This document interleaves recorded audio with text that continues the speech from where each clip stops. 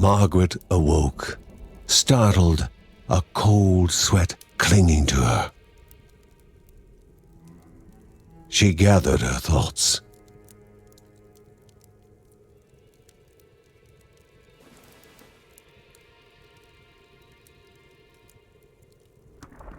Aged wood creaked, echoing through the quiet rooms.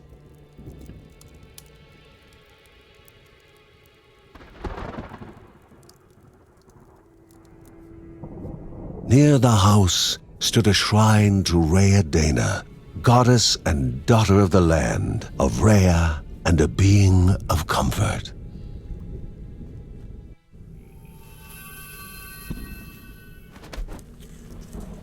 Margaret sought answers. But the goddess did not speak. There was only the faint whisper of something dark, something hungry.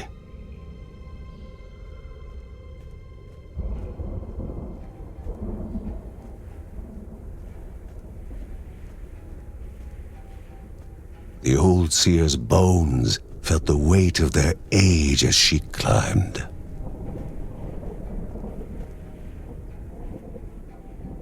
The only thought on her mind, has it begun again?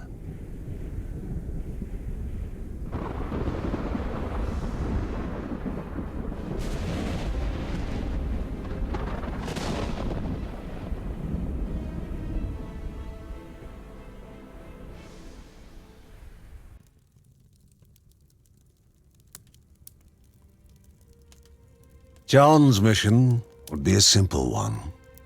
He was to investigate Rhea's greatest shrine. His mother presented him with a fresh divinity shard.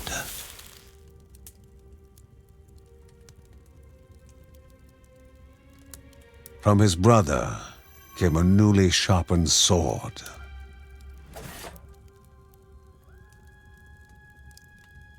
His wife gave him a kiss, and his daughter's hugs were full of reason to return home safe.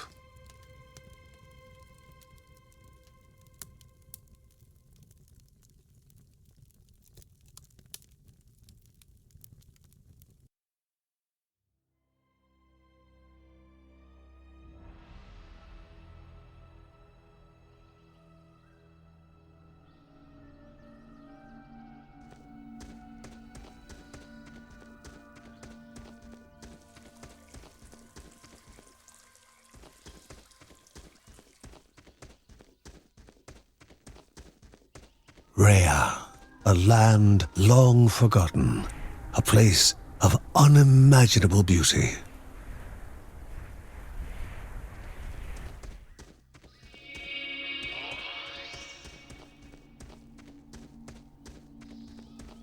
It first appeared as sludge given life, slithering creatures, small and vile.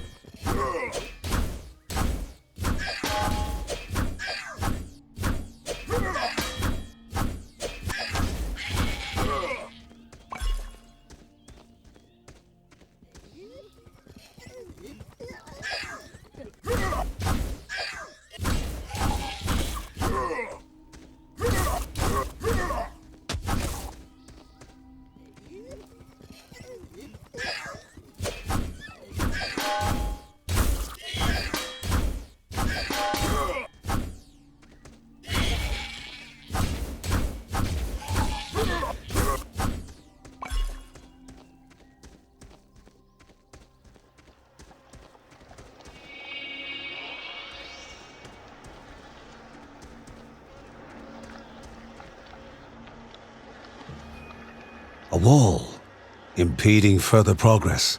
A battle was certain.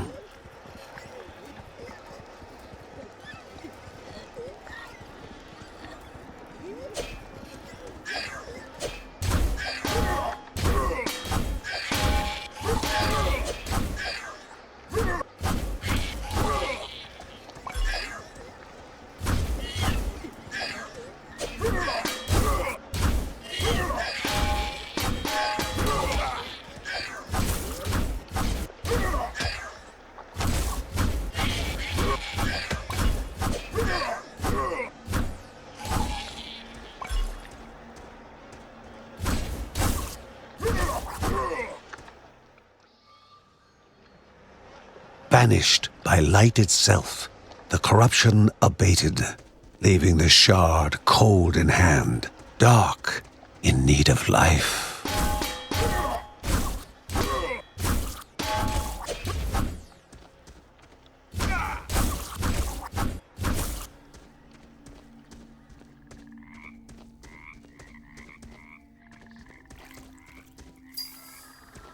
The shard grew warm, humming softly from the harnessed energy.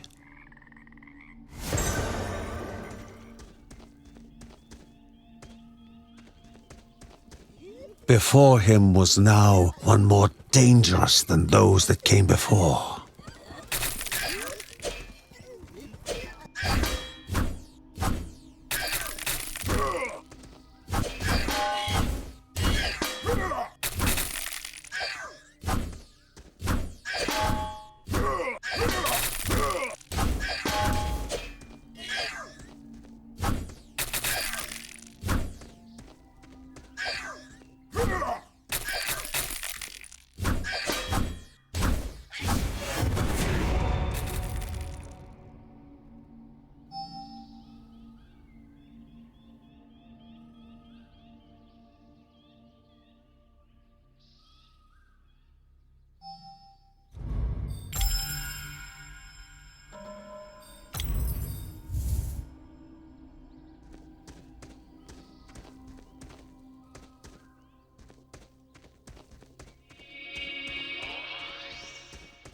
Goblins, a familiar threat, albeit farther out than usual.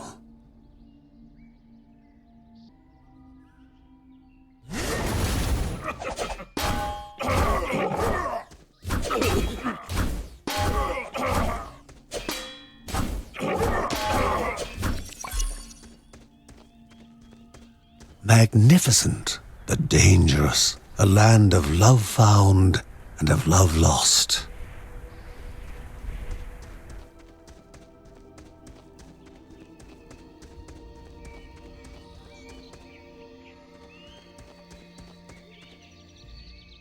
Before him was sacred ground, left untouched in days gone by.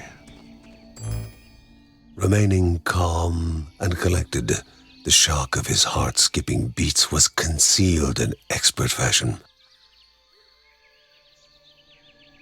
Before him stood Linda, his eldest daughter, with bow and quiver at the ready, determined to do her part.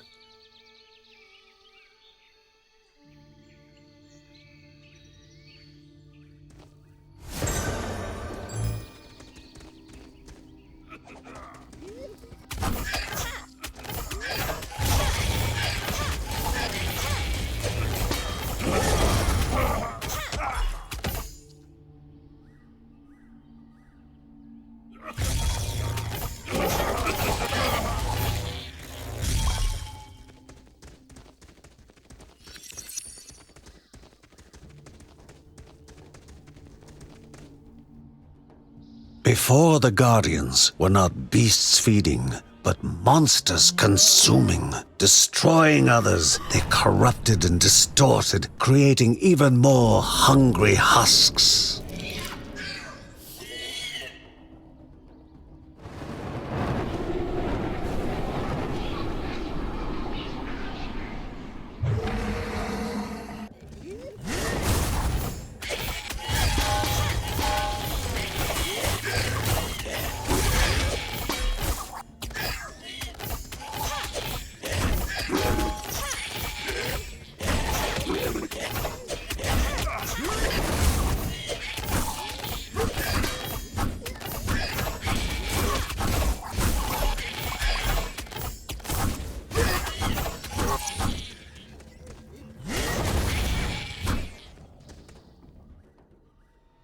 Both father and daughter gathered their thoughts, their hearts heavier than before. How would they explain what they had witnessed?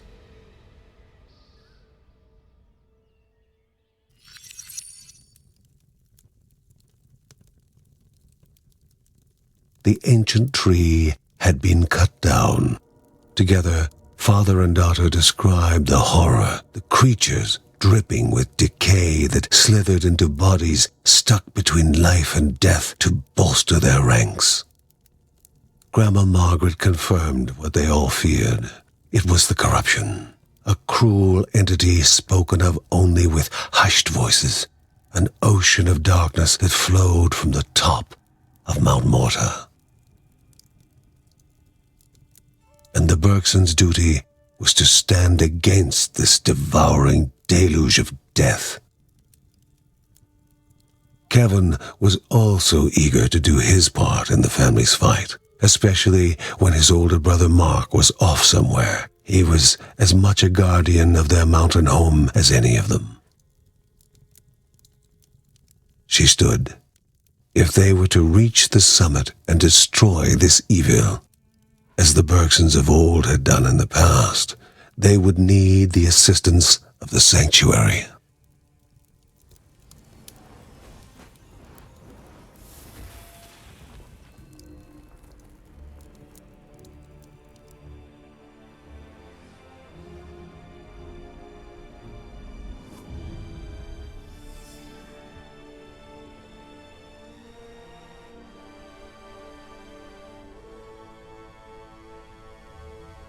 Given to the Bergsons by Rhea herself, the sanctuary was a gateway to the mysterious lands around the mountain. Margaret pointed to the huge crystal at the center of the den, revealing their next task: to activate it and open the way to the source of the corruption. And once Rhea's 3 spirits are gathered on the grounds, the only gate to the top of Mount Morta will open in this chamber. By himself, or with the assistance of those who loved him, John needed to gather the 3 spirits from their lands. Without them, he would not be able to stem the flow of the corruption.